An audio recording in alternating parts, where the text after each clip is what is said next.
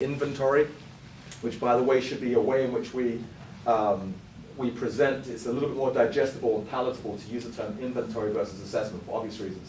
Whenever you're dealing with aspects of the mental part of the game, psychologically, assessment has some bad connotations attached to it. We want to use the term inventory. The goal, coaches, would be for us to fill one out on our players and have the players take a shot at filling one out with themselves. Now, for the average, say, and I don't know all the age groups that are represented in here in terms of the type and age of athletes that you coach, but when you're looking at the average 12 to 22-year-old, how objective can they be when it comes to the mental part of the game? It's very, very difficult, really difficult. So we want to help our athletes to understand the following phrase, very, very important, and feel free just to completely steal this one verbatim. To tell your athletes, for the following 10, 15 minutes, give yourself a chance to be great. Give yourself a chance to be great. And why would I share that? It's because the ego of the athlete is protected second only to life preservation. It's held in that higher of regard. I can, especially mentally, I can say what I want about certain players, and I can see a player and I might say, you know what, you just need a bit more range in your shot. And some players will just say, oh, respectfully disagree, or shrug their shoulders, or say, yeah, I agree. But the second you talk to a player and say, young man, you're mentally weak, all of a sudden that gets the goat up for many athletes, or you've got no poise. All of a sudden that gets the goat up for many athletes, which is why whenever I'm working with a particular team, I would, before even handing out the inventory, my goal is to say, look, number one, this is going to improve, really improve and help us. Any plan involves three things. Where am I now? Where am I going? How do I get there? This inventory is all about where we're at now. We have to have this component in order for an effective roadmap. Second thing, again, give yourself a chance to be great. Suspend your ego. Do not grade yourself as I'm pretending to be coach and you're pretending to be athletes for just a second. Don't grade yourself on where you want to be. Grade yourself honestly on where you are. And I also don't want you to sandbag your scores, meaning on a scale of 1 to 10, 1 being horrible, 10 being there's a halo around your head, you're so talented and good. On a scale of 1 to 10, if you're truly a 7, put a 7 down there. I don't want you to show false humility and show me how coachable you are by putting down a 3 or a 4 and sandbagging or being falsely humble, self-deprecating. If you're a 7, put a 7 down. But if you're a 2, I want to see a 2 down there. And I would explain for some categories that we're going to get into in just a second exactly what a 2 looks like versus a 9. So what are those categories? What are those categories? Let's take a look. First 8 on the board here. And again, we're pushing for honesty, honesty, honesty. If you are a single coach and don't have assistants, this will take a little bit of time. But I honestly think that this is low-hanging fruit for us as coaches and trainers because it's an area that's often ignored, and this is very easy.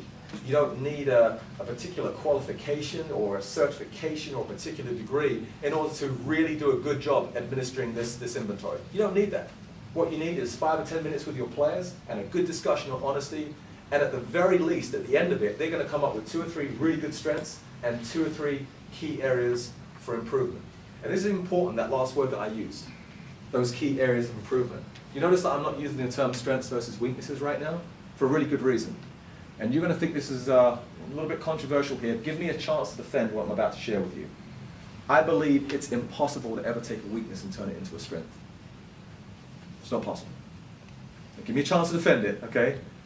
I say it's not possible because a weakness must first become an area of improvement before it becomes a strength.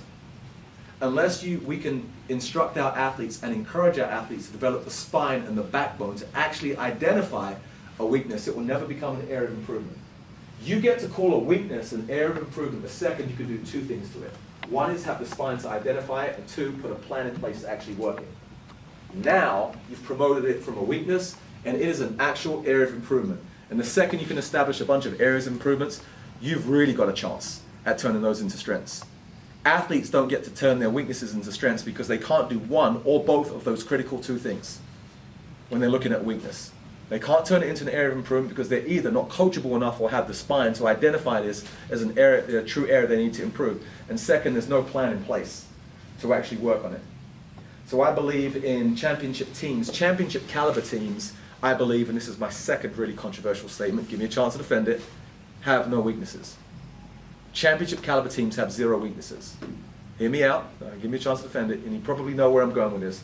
All they have is just a bunch of areas of improvement. That's what championship caliber teams have. They just have a ton of areas of improvements, and they've got definitely some really good strengths too, but that's what they have. That's the mentality of true championship teams, both in college in the States and certainly in the NBA. They just have a ton of areas of improvements. They are actively and aggressively working those areas. They've identified them, they put a plan in place. So what are those areas? The first one is huge.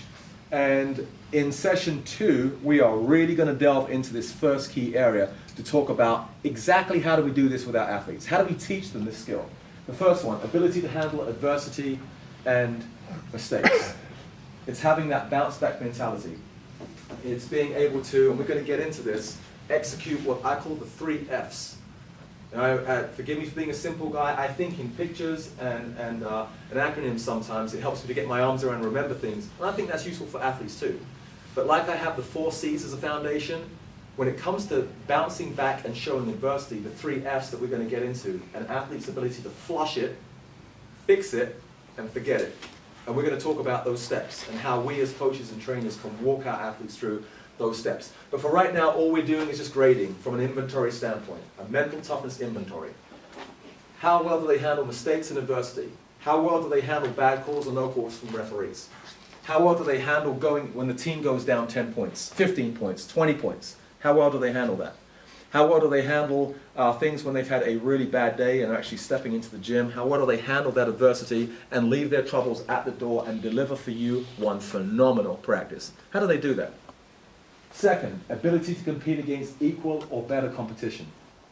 When it comes to competitiveness, I think it's a mistake just to use it as one category. Why?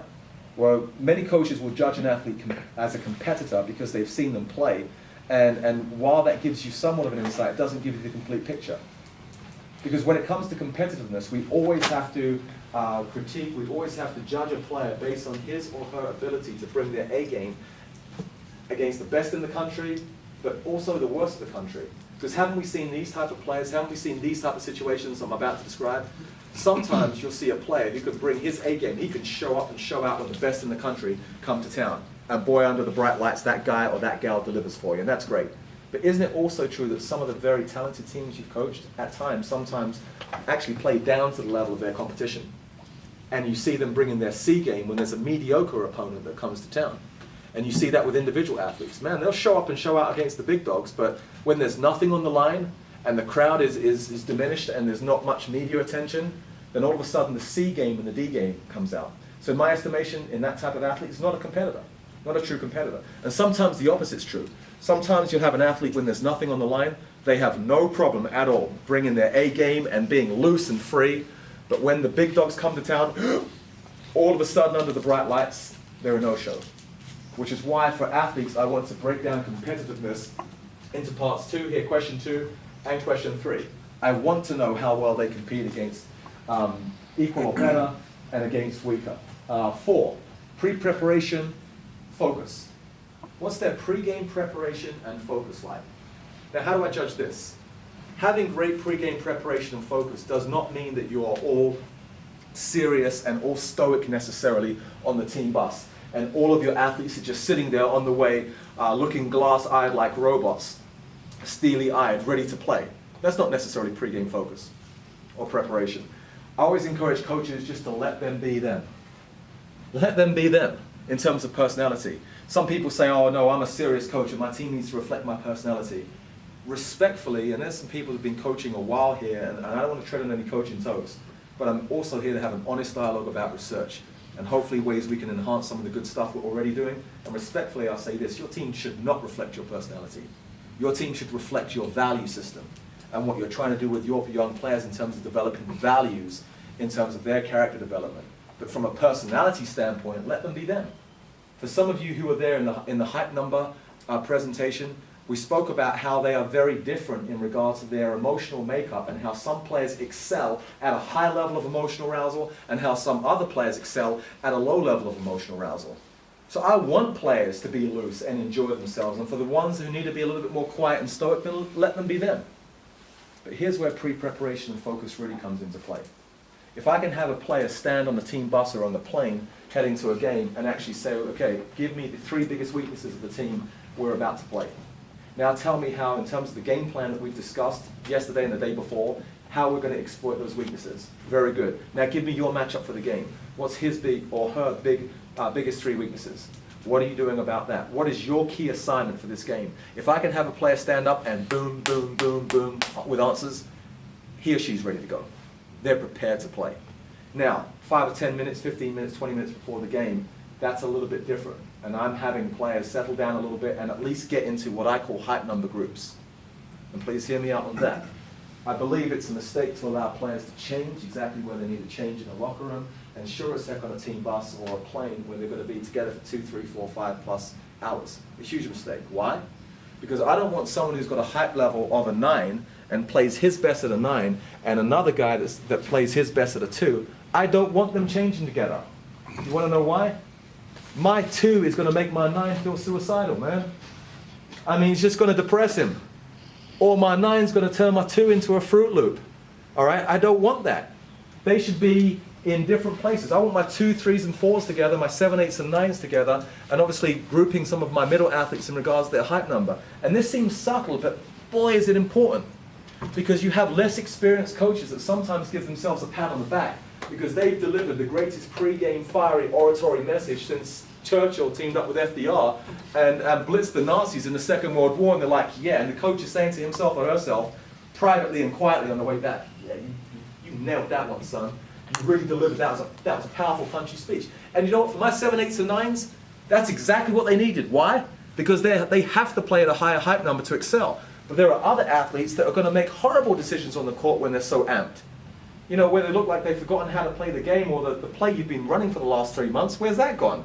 Because they can't think out there, and they can't, the hype number is so elevated that their fine motor skills coordination is disrupted. It's very, very damaging.